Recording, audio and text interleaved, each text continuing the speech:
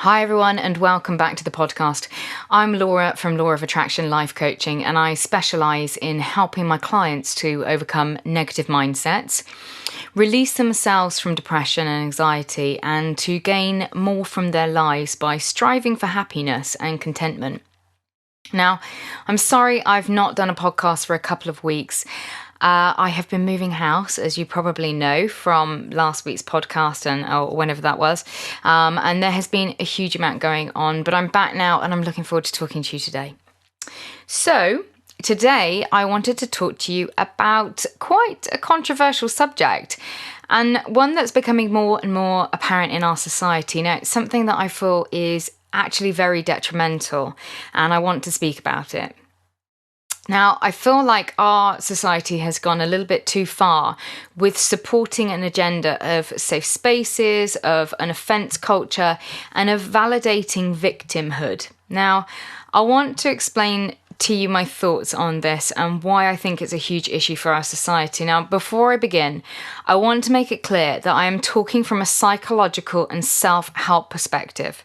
This is not a political rhetoric, nor am I speaking to attack anyone. I am talking from my own opinion of what has been helpful to me and to my clients and what I feel would help our society to grow from a self-improvement perspective.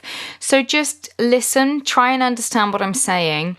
And, if you feel the need to attack me for my words or you feel like you're being attacked, maybe take a little breath and take a second to understand why you might be feeling that instead of projecting it onto me. So now that I've prefaced that, let me get into it. So what is a safe space? Well, a safe space is described by an online dictionary as a place or environment in which a person or category of people can feel confident that they will not be exposed to discrimination, criticism, harassment, or any other emotional or physical harm. Now that all sounds really good in the premise, right? And I have no doubt that the people that are integrating these ideas into society are doing them for the right reasons. They want to protect minorities and people who feel marginalised, which if you have the privileged position that I have to hear the inner workings of a diverse range of people's lives and minds, basically everyone in some way, shape or form is marginalised and is also a minority of some way. Now, everybody has problems and everyone has struggles. It's just that some people are more honest about it and some people are more vocal about it. Now, I'm all for treating people kindly and treating people how you wish to be treated. And that's how I live my life. Now, discrimination doesn't fall into this at all. Some people are different to you. It doesn't make them lesser. It doesn't make you better. They're just different. And that's that. And again, harassment. No, leave it out. You've got no right to harass an individual or attack them personally, emotionally, or physically. And again, I'm not disputing those points. But where I can fall out with this ideology is the word criticism. Now, we want to set up spaces where people can avoid criticism. Now, this is a utopian ideology that society is aiming for because now words constitute violence to some people's minds. And I'm sorry, I just can't get on board with that idea. Now, imagine if we weren't able to criticize people's ideas, ways of life, or approaches. How would we be able to change their minds? How would we be able to tell people that their approaches were discriminatory if we weren't allowed to criticize their actions or ideals? Now, criticism is a healthy part of life that allows people to grow. Throughout your whole childhood, you have received constructive criticism from your parents, guardians, educators. I mean, the whole grading system in schools is about criticism. It's about picking out the things that you did wrong, the things that you could have done better, and how you could improve. Now, I'm not one for unconstructive criticism, just shouting at somebody that they're rubbish, that has no kindness or no background behind it and no thought behind it. That's just nonsense. And really, that's harassment, if you ask me. But telling people that you can't criticize anyone as a blanket rule, I think it's dangerous. If you speak to anyone who's successful and has hit the pinnacle of their category, they would tell you that they didn't get there through vapid placation or, through people just blowing smoke up their asses. They got there through intense criticism. Now, I'm not suggesting that the stick is a better weapon than the carrot, but how can you improve if you don't know the things that you've done wrong? So let's put this into some real life sense. Alcoholics Anonymous. This is a group where people can come and speak openly about their addictions without fear of being rejected or judged. Now, it's vital to have groups like that. I myself run a coaching group that creates the same safe space where people can speak freely. And I want to make it clear that that's not what I'm against. But say that a man comes to AA and say that he says that he knows he's an alcoholic, but he believes that he can drink every day in a controlled way. Put your hand up if you think he's in denial. How can we help this man if we cannot criticize his ideas and his choices? We can't. And that is why I am against this part of the safe space ideology. I see this so much with people that I deal with in my business. People who are in denial. They are fat because of genes. They're unhappy because of society. They're depressed because of their spouse. They are angry because of their work. They feel unloved because of their ex. The list goes on, which brings me quite nicely to my second point. What have all these people got in common other than denial? Victimhood. They are victims of their circumstances. Someone else has perpetrated something unfair on them, and now they are suffering. Which may be true to a degree, but it's not a helpful place to be. In fact, you are completely powerless as a victim. Your life can't change until someone else's behavior changes, and you can waste your whole life hoping for someone else to change their behavior to make you happy. And even if they did, you know what? It wouldn't make you happy because the missing piece that is like a great gaping black hole in your heart cannot be filled with something from someone else.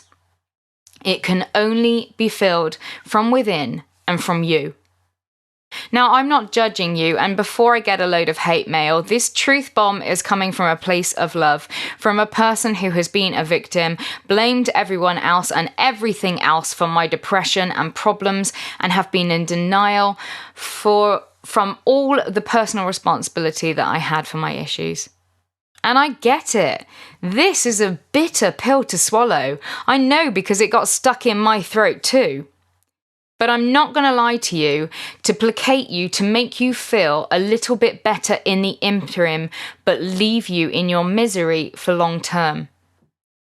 These ideas are like throwing a blanket and a radio down a well to take the mind off the person stuck down there, off their situation. The blanket will warm them temporarily and the radio keep them company until the batteries run out. But once that happens, they look about them and they will see that they are still stuck down the well. Now, my advice is bitter, and you may feel attacked, misunderstood, aghast that somebody is going to tell you that your problems are all you're doing and all your responsibility. Because holy shit, it feels crap. I know, I had the same reaction when somebody told me the same thing. But the words, "you are your own problem and you are your own solution," rang in my ears until I could get over the initial hurt of my crown of victimhood that I was proudly wearing until I could dismantle it into some great ladder that allowed me to climb out of that godforsaken proverbial well. And you are forgiven if you are not ready for this. Please turn off and go and listen to some platitudes that make you feel better. But I'm telling you now, from an ex-victim of her life, that this is the thing that works. This is the thing that will change your life, and this is what will change you. When you realize that your life is in the pits because of you, and that it is your responsibility to fix it. You take your power back and you put your foot on the first rung of that ladder to victory. Now, when I say it's your fault, I want to make this clear. Whatever has caused you to be miserable, if it was perpetrated upon you, it is not your fault. But what is your fault and your responsibility is you perpetuating it. I'll give you an example.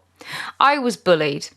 I grew up in a home that was not very peaceful, to say the least. I had a lot of things perpetrated upon me that caused me to be very unhappy. Now, I speak candidly about these things in my podcast and in my coaching groups because it helps you to realize that, one, I understand, and two, I know what I'm talking about. And none of the suffering that was perpetrated upon me as a child was my fault. I was a child and I was innocent. However, my reaction to it, the perpetuation of it and getting up every morning to put on my crown of victimhood did nothing to help me, and that was all my fault. I could sit there and blame everyone else for my misery, and although I would be half right, when do I need to put that crown down and leave that shit behind me? Now, I don't talk a lot about this stuff outside of my coaching practice because it's not part of my story anymore. I'm not a victim. I am a success. The only reason why I discuss it now is because it's of benefit to you, the listener. Now, I perpetuated the pain of my torturers for years after the torture finished, and that was my fault, not theirs. And it was my responsibility to fix it. Sure, they were the catalyst, but you can't carry on for 30 years harping back to when I was 6 and Jennifer told me everyone hated me in primary school. As to why that is the cause that I have no self-esteem and I hate myself, sure it was. But if Jennifer came up to me to tell me that actually she was sorry and no one hated me, it wouldn't have made a blind bit of difference because really she wasn't the problem anymore. I was the problem. I had used all the words and cruelty of my bullies to compile a story in my head to use against myself at any given moment. And this is so common. So often my clients come to talk to me and they say, I'm unhappy because someone did something to me years ago. Like, Lord have mercy. How long are you going to carry that bag for? Let it go. And I know that it is easier said than done because I have done it. But it starts with the harsh truth and criticism that the person from X however many years ago isn't your problem anymore and you are your own bully.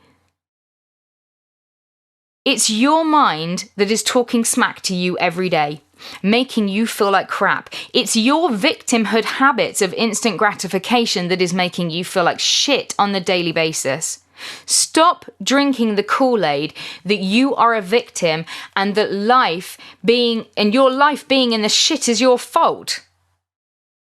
You can change your life to be happy, to be victorious, and to be joyful. But it starts with you taking your power back, owning your shit, dismantling your negative behaviors, beginning some positive ones, and filling that hole in your heart back up with you and only you. Let me give you an example that might be easier for you to follow. If you're struggling with this concept and this tough love that I'm throwing at you today, I get it, you probably are. We have an obesity epidemic in the West. People are getting fatter and fatter. And sure, maybe we could argue that it's not their fault, that it's the food companies, that it's their genes, that it's sugar, it's the media's fault. We can placate them with empty platitudes and hashtags about fat acceptance and F your beauty standards. But essentially, how does this help the person? It doesn't. We are aiding that person to kill themselves with food. It's called morbid obesity for a reason. Now, if we blame everyone but the individual has no way of helping themselves. We have to petition the food companies or lobby the government. We have to ask them to ban sugar or take fast food adverts off our TVs. But truly, are these third parties feeding the individual? Are they holding a gun to their head? Are there no other options? When you make it the third party's fault, there is no way out for the individual. They are a victim and their lives can only be changed if the third party changes. However, in reality, there is plenty that the individual can do. But they have to accept that what they are doing is their fault, that they're eating the wrong things or too much of it, or they're not moving enough. Sure, it's a bitter pill to swallow, and it feels cruel to say it to someone, but again, this is just another form of instant gratification, where it feels better in the moment to lie to somebody than to deal with the fallout of honesty. But I don't lie to people.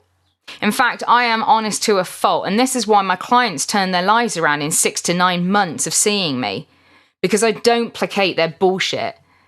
I teach them how their habits are perpetuating their unhappiness and how they can turn it around. And they love it.